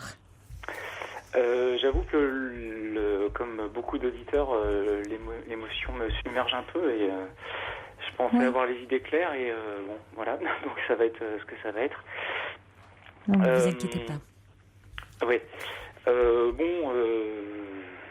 J'ai un peu plus de 40 ans. Oui. Mes relations avec les femmes n'étaient pas trop satisfaisantes sur plusieurs points et donc j'ai fait psychothérapie, analyse et je me suis focalisé sur des problèmes qui n'en étaient pas, donc j'ai arrêté. Et donc cette année, suite à un événement, j'ai découvert que j'avais été agressé sexuellement à l'âge de 8 ans et que cette agression m'avait conditionné sur beaucoup de plans. J'ai même revécu par flash cette agression, comme si je la revivais dans ma mémoire. Voilà, donc ça a été assez difficile parce que je ne savais pas comment régler le problème. Vous l'avez découvert dans le cadre d'une thérapie? Quel était cet événement qui vous l'a fait découvrir? Attendez une seconde. Baisse la radio. Oui, c'est vrai que ça fait du Larsen, oui. Ouais. Merci. C'est suite à une amitié amoureuse qui s'est mal passée. D'accord. Et en faisant un peu une introspection, voilà, j'ai réfléchi à cet événement et de plus en plus ça a été, j'ai revécu et en plus après je suis allé sur un site SOS Femmes Viol. Oui. D'ailleurs j'étais assez choqué parce que c'était comme si SOS Femmes Viol, c'était comme si les hommes n'avaient pas le droit d'être affectés par ce genre d'événement. Enfin bref, et du coup bon, vraiment ça a duré 3 mois et pendant 3 mois je me souviens une fois je rentrais du boulot, je mets la clé dans la porte et boum, une sensation tactile me revient et je me disais mais attends, est-ce que je suis fou ou est-ce que ça s'est vraiment passé comme ça? Enfin c'était vraiment voilà. Donc voilà, donc je pense que j'ai avancé tout seul. Beaucoup et tout seul, c'est-à-dire à ce moment-là, vous n'en avez pas parlé à personne, c'est-à-dire même pas dans le cadre avec cette femme. C'est-à-dire qu'en parce fait, que vous en avez parlé à cette association. Oui, j'en ai parlé à cette association par téléphone. Et comme j'avais fait une psychothérapie, plusieurs psychothérapies, une analyse, je me dis c'est pas par le verbal que ça allait y passer parce que je pensais avoir suffisamment d'outils pour décortiquer et pour savoir comment ça m'avait conditionné, etc. Enfin, en tout cas à peu près. Et je me suis posé plein de questions sur diverses thérapies, plutôt vers le corps, plutôt vers la mémoire du corps, puisque vraiment c'était des souvenirs qui me revenaient comme ça en pleine tête, quoi. C'est le cas de dire. Et donc je pense que la verbalité n'aurait pas été, enfin en tout cas la verbalité consciente n'aurait pas été utile. Donc là il y a un ami qui m'a, mais vous savez quand c'est pas le moment, enfin quand on sent pas les choses, voilà, j'ai consulté quelqu'un en qui j'ai pas eu confiance, etc. Voilà. Le temps a passé, j'ai repris des forces.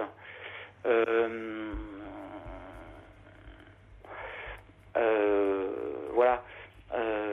Cette agression, c'était quelqu'un de votre famille? Non, pas du tout. Pas du tout. Alors, je voudrais dire, pour parler de cette agression, donc j'ai plus de 40 ans, je pense que je la situe à peu près en 72.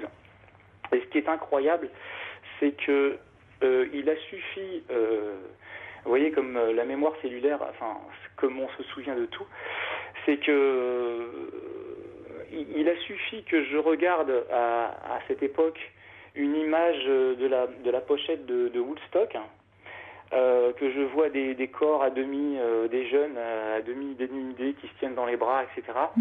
Et de quelques mots sur la libération sexuelle de ma parent pour considérer cet acte comme normal. Et un peu comme si j'en ai pas parlé, un peu comme si c'était voilà, que c'était normal que moi je fasse comme les grands et que j'acquiesce au vouloir de vouloir je veux dire acquiescer au désir de cet homme, quoi. Oui. Voilà. Et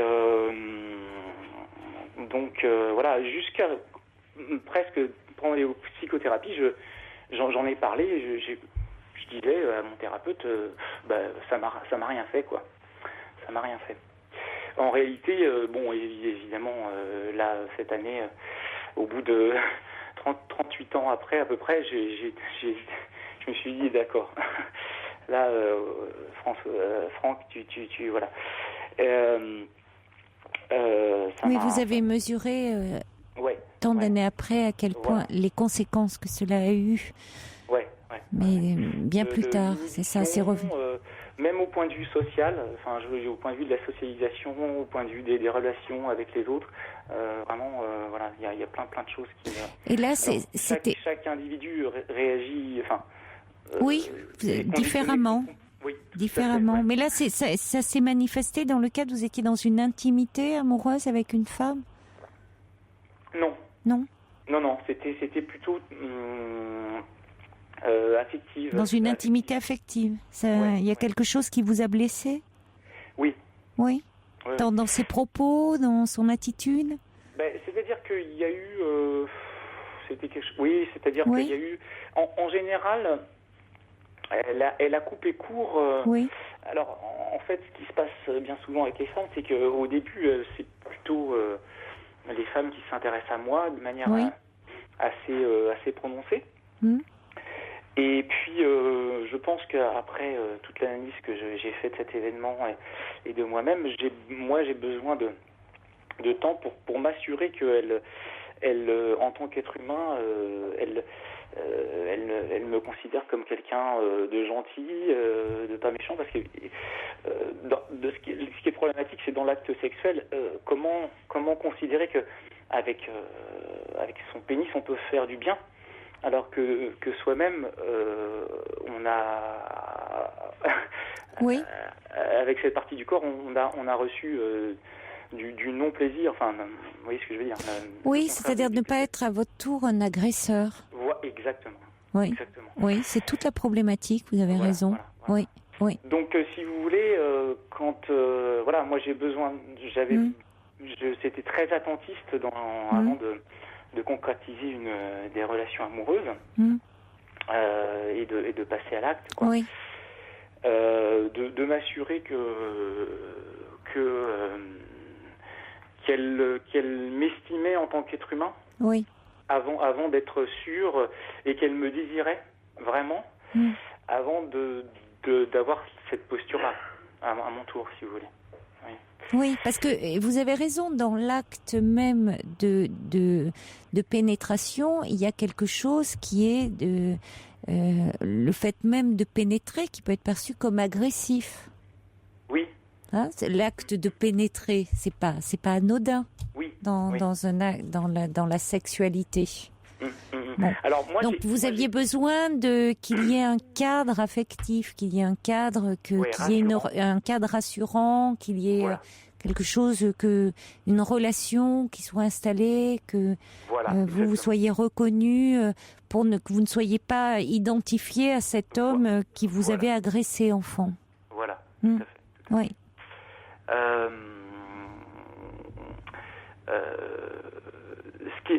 enfin, là, je vais un peu extrapoler. Oui.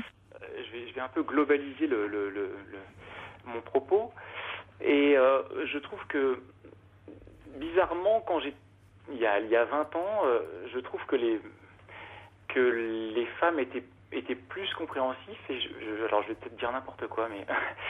Et je trouve là, avec cette pression économique et sociale, du coup, on demande à l'homme de redevenir fort, entreprenant, voilà, enfin c'est juste une parenthèse. Enfin, je trouve qu'il y a un changement de l'attitude des femmes qui est pas du tout, contrairement à ce qui peut être dit verbalement et consciemment, l'égalité. Enfin, je trouve qu'elles demandent de plus en plus à l'homme d'être fort, d'être homme dans le sens masculin et il n'a pas le droit à la faiblesse. Enfin, il n'a pas le droit à la faiblesse. C'est vraiment. Oui, dans l'expression même de sa virilité, aussi sur le plan de l'intimité et de l'intimité sexuelle. J'ai pas compris le premier. Peut-être parce que je vois que vous tournez beaucoup aussi autour, peut-être y compris dans l'expression de sa virilité et aussi sur le plan de l'intimité sexuelle. Oui. Aussi, après tout, parce qu'il y a deux choses, c'est-à-dire être fort. Bon, qu'est-ce que ça veut dire c'est-à-dire que vous pouvez, voyez, il y a votre histoire qui interfère tellement dans ce que vous pouvez vivre et dans la façon de vous questionne dans qu'est-ce que c'est qu'être un homme. Ouais. D'autant plus que j'ai été éduqué par des féministes. Ah oui, en effet. En effet. Oui. À 10 ans, ma mère et ma sœur, il y avait les groupes femmes de l'époque et oui. j'entendais. Oui, à l'époque, c'était en plus l'époque. Effectivement, vous avez. C'était particulièrement, c'était assez virulent à cette époque-là. Voilà. Hein? Faut pas être salaud, faut pas être macho. Voilà. Donc du coup. Je voulais pas ressembler, puisque moi mon père était absent, comme beaucoup des cas dans cette époque-là. Mais en plus il y avait eu, ces paroles de femmes, oui. qui m'ont, oui, où l'homme était l'oppresseur, alors que finalement vous. Et ça rejoignait finalement, puisque vous avez été l'homme, l'agresseur, vous avez été agressé par un homme. Et ce qui était terrible pour vous en tant que petit garçon, parce que vous aviez besoin de vous construire en vous identifiant à un homme. Alors si votre père était un peu absent, vous auriez eu tellement besoin de vous appuyer sur une image d'homme. Et sur quelle image? Et c'est finalement ce dont vous me parlez là. C'est-à-dire que c'est ça, quelle image d'homme. Or, vous pouvez, si vous voulez faire, quand on dit être féministe, c'est-à-dire vouloir qu'après tout il y ait une égalité dans les droits, c'est-à-dire qu'on sorte un peu de cette image de société qu'il y avait à ce moment-là extrêmement patriarcale. Et donc les femmes ont bien fait de se battre pour des droits quand même essentiels, le droit à la contraception, le droit à l'avortement, le droit de pouvoir quand même aujourd'hui d'égalité de salaire dans beaucoup de pays. Il y aurait aussi beaucoup à dire sur ce qui est fait, les violences faites aux femmes. Mais vous, le problème, c'est que en même temps, ça ne veut pas dire qu'on nie les différences, et notamment sur le plan de la sexualité. C'est-à-dire que quand je disais dans la sexualité, il y a une dimension où c'est vrai que le fait pour l'homme, il faut qu'il accepte cette part-là où à un moment, il a dans sa sexualité à pénétrer. Si il n'est pas très au clair avec ça, il peut le vivre comme quelque chose d'agressif. Oui, se sentir agresseur. Se sentir agresseur. Alors que, bon, dans les faits, ça fait partie de la sexualité et c'est quelque chose qui est vécu comme, enfin, je veux dire, le fait de c'est ce qui aussi va procurer du plaisir. Enfin, ça fait partie vous voyez, il y a pas de connotation violente ou il y a pas de contrainte là. Bon. Mais chez vous, c'est compliqué parce que s'identifier à qui? C'est-à-dire que vous avez été dans une position où vous vous étiez identifié à un enfant qui subissait de plein fouet une sexualité déjà adulte et où un homme vous imposait sa sexualité alors que vous étiez un enfant. Et donc un enfant qui plus tard allait devenir vous construire en tant qu'homme et un homme ayant une sexualité. Voilà. Et qui plus est, ces paroles de femmes, d'amies de ma mère et de ma sœur aînée, niaient aussi, étaient dans le déni de la masculinité, parce qu'elles n'avaient pas tellement de limites. Enfin, à cette époque-là, c'était le début, donc il n'y avait pas Oui, c'est vrai, c'était plus excessif, bien sûr, ça n'a rien à voir. Oui, comme souvent pour donc, faire... Du coup, ça a accru encore, disons, les conséquences de ce traumatisme. Certainement. Voilà. Mais par contre, je crois avoir développé beaucoup d'imagination, heureusement, dans tout ce qui est l'érotisme et la sensualité, quoi. Mais vous n'avez pas rencontré de femmes qui apprécient, je veux dire, je veux dire aussi ce que vous êtes, la réflexion que vous avez sur vous-même et qui je veux dire, qui puissent vous apaiser, vous rassurer aussi sur cette dimension-là, sur votre masculinité. Eh bien, justement, je reviens à ce que je disais. Dernièrement, alors, je crois que les femmes, quand j'étais plus jeune, je trouvais plus de femmes qui étaient compréhensives. Oui. Et là, je trouve que dans la société actuelle, oui. Vraiment, alors moi bizarrement, je fais un petit détour. Moi j'ai fait une formation aussi, j'ai fait une licence professionnelle à l'âge que j'ai. Donc c'est possible, je rassure l'auditrice. L'auditrice. Vous avez quel âge? J'ai 48 ans. Oui. Ouais. Et voilà. Bon, mais donc. Mais là, je trouve que les femmes sont presque très machistes. Moi, je rencontre, évidemment, c'est pas étonnant. J'aime bien les amitiés féminines. On comprend pourquoi. Et je rencontre des femmes qui sont cultivées, qui sont sensibles, qui aiment réfléchir, qui s'intéressent à la psychologie, qui s'intéressent à l'art, etc. Et une amie dernièrement qui était d'ailleurs un peu amoureuse de moi et on s'était pas vu depuis longtemps et puis elle vient déjeuner chez moi et là je lui dis puisque on était quand même assez proches, je lui dis voilà ce qui se passe, je revis cette agression sexuelle et quelques minutes plus tard elle me sort j'en ai marre des petites bites. Mais c'est hallucinant. Mais c'est très violent, oui, c'est très agressif. C'est hyper violent. Et cette femme-là, elle est sensible, et c'est pas la première fois que j'ai entendu dans cette licence professionnelle qui s'adressait aux enfants handicapés. Je veux dire, c'est quelque chose de très poussé. On a fait de la psychologie, on a étudié Winnicott, etc. Et j'entends au sortir d'une évaluation de psycho. 3 femmes qui étaient mariées et qui parlaient de la taille des sexes des Asiatiques et des... C'est complètement hallucinant. Et donc là, je suis... je veux dire... même les hommes qui n'ont pas vécu ce que j'ai vécu et toute l'éducation là, il y a de quoi être désorienté. Quand même, de se poser des questions, quoi. Parce que elles nous je veux pas généraliser, mais certaines dépassent totalement le... Quand les femmes parlent de sexe entre elles vont très loin. Oui, c'est vrai. Elles vont souvent plus loin que les hommes. Ça, je suis d'accord avec vous.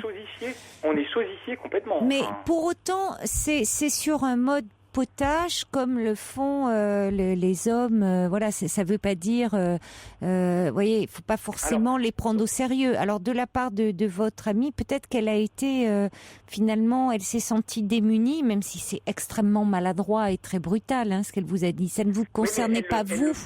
Non, elle le disait. Alors, dans le cas, excusez-moi, je vous coupe, mais dans le cas de ces femmes au sortir de l'évaluation, j'en ai parlé. Elles m'ont dit, oui, mais enfin bon, voilà, c'est pas forcément à prendre au premier degré. Bien sûr que non. Cette amie, elle le disait émotionnellement, elle le disait vraiment comme s'il était dépité, elle était triste et déprimée que voilà, elle en avait marre des petites bites. Enfin, c'était dit de manière beaucoup plus mais on ne sait pas ce que ça veut dire finalement. Vous voyez, qu'est-ce qu'elle mettait dans ce elle mettait dans ce critère-là. Les hommes sont pas capables de me. Oui, mais elle parlait d'elle plus que de vous. Elle parlait pas de vous. Ah non, elle parlait pas de moi. Oui, bien sûr. Elle parlait d'elle, elle parlait de son dépit, de sa frustration, de quelque chose. Donc finalement, elle trouvait que les hommes n'étaient pas à la hauteur, mais quels hommes, voyez, c'est-à-dire mais justement de la part d'une femme qui a suffisamment de culture et qui oui, mais vous voyez bien que c'est pas son langage. Oui. Je trouve que même de sortir ça. Oui, mais Franck, ça peut pas ne pas être représentatif. Franck, vous savez bien que le langage peut être une défense aussi. Et que au fond, les émotions derrière ce vernis social, il y a tout l'être affectif. Et que ça n'empêche que même si elle est cultivée, intelligente, ça n'empêche les blessures affectives, son histoire, et qu'elle peut avoir une histoire avec son père, avec des hommes qui l'ont blessée, et voilà, et c'est toute sa déception qu'elle exprimait à ce moment-là. Voilà. Alors justement, donc vous aussi, moi j'ai envie de vous dire pour conclure, parce qu'il faut qu'on conclue. Parce que j'avais promis à Julie peut-être qu'on passerait une infirmière et je veux qu'on ait quelqu'un là à la fin. Mais c'est pas un hasard aussi si ces femmes, vous tombez sur des femmes un peu machistes et autres, si compte tenu de votre parcours, de votre mère, de votre sœur et autres, ce sont aussi peut-être ces femmes-là qui vous attirent. Oui, effectivement. Je me suis évidemment posé la question, mais alors je ferai une conclusion aussi. Je pense que ce qui me fait avancer, c'est que souvent les femmes qui ont des propos comme ça, c'est que justement elles se protègent. Oui, mais effectivement, elles se protègent. Ce qui fait que je prends plus cette agressivité pour moi. Bien sûr, c'est pas contre vous. Je me dis, là, c'est une fragilité, en fait. Mais bien sûr, exactement. C'est presque comme si c'était le signe d'une fragilité. Mais oui. Et du coup, c'est moi, pas ça me rassure parce que... C'est l'aveu d'une fragilité. Vous avez tout à fait raison. Voilà. Et du coup, moi, du coup, je me sens plus fort. Mais vous avez entièrement raison. Votre analyse est excellente, oui. Et vous avez raison. Donc ça veut dire on peut être féministe, très cultivée, intelligente et ne pas moins en avoir beaucoup de fragilité. Bien sûr, on est plein de un être complexe. En tout cas, il y a Cathy qui dit vous avez tellement de sensibilité, vous interrogez avec tellement de sensibilité que vous ferez assurément le bonheur d'une femme. Il faut que je vous quitte, mais j'ai été ravie d'avoir cet échange avec vous parce que c'était passionnant, vraiment, tout ce que vous nous avez dit. Je voudrais lancer il faut pas avoir peur. Il faut pas avoir ça peur. serait bien, mais bon, ça. C'est vrai, mais bon, c'est compliqué, hein. La peur fait souffrir. La peur fait souffrir plus que les traumatismes et que les blessures en eux-mêmes. Voilà. Merci beaucoup. Merci. Je vous en prie. Au revoir, Franck. Bonne soirée, au revoir. Caroline Dublanche sur Europe 1. First Lisa qui dit, elle a voulu vous provoquer. Oui, aussi, il peut y avoir de ça. On va accueillir Bénédicte. Bonsoir. Oui, bonsoir. Merci beaucoup d'avoir réagi, Bénédicte, au témoignage de Julie qui demandait si les études d'infirmière étaient difficiles. Donc, alors oui, elles sont difficiles, mais... Vous vous êtes reconvertie, vous, à 42 ans, hein? J'ai fait ça à 42 ans. Oui. Vraiment, quand je l'ai entendu, ça me faisait penser à moi parce que j'ai mis quelques années à réfléchir. L'envie était vraiment très très importante. Moi, j'ai profité d'un licenciement en fait pour être financée. Oui. Parce que j'avais pas trouvé avec le fonds gestif, c'était qu'1 an, donc ça ça bloquait par rapport au financement. Et après, dès que j'ai été licenciée, ça s'est fait un peu par hasard, quoi. Mais dès que j'ai été licenciée, là, je me suis inscrite pour les concours, j'ai préparé les concours. Les concours sont pas si difficiles, je pense, en tout cas si on a déjà fait des études. Par contre, après, la formation est difficile, elle est très intense. Mais bon, après, c'est la motivation, je crois, qui fait qu'on arrive à dépasser les difficultés des études, quoi. D'accord, oui. C'est quand même des études intenses, c'est 3 ans de vie entre parenthèses, parce que vraiment... Comment vous avez fait, vous, alors, justement, pour financièrement Alors, donc, j'ai profité d'un licenciement et des acédiques. En fait. Ah oui, des acédiques, puisque c'était un licenciement, bien sûr. Voilà. Oui, d'accord. Ouais. Donc après, il faut qu'elle voit, si jamais ça se passe mal dans son travail, peut-être qu'elle peut se faire licencier, je sais pas. Mais c'est bon, voilà, c'est un peu la voie royale, parce que là on a le même, au lieu d'avoir les acédiques pendant 2 ans, on les a pendant 3 ans. Alors maintenant, il faut voir effectivement à l'heure actuelle si c'est toujours d'actualité, parce que moi c'était il y a 7 ans et peut-être que les choses ont changé. Mais il faut qu'elle se renseigne à Pôle emploi déjà si elle peut toujours être financée pendant les 3 ans. Mais je sais qu'après, il y a effectivement des aides quand même complémentaires.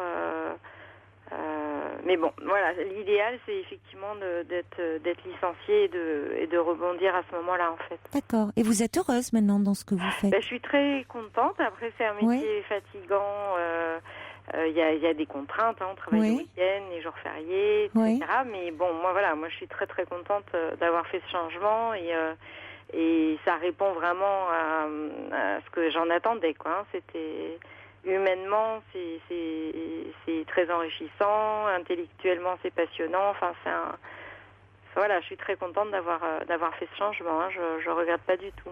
Merci beaucoup, Bénédicte, alors de nous avoir appelés pour nous le dire. Merci beaucoup. Et bon courage à elle. Je lui souhaite de faire la même chose.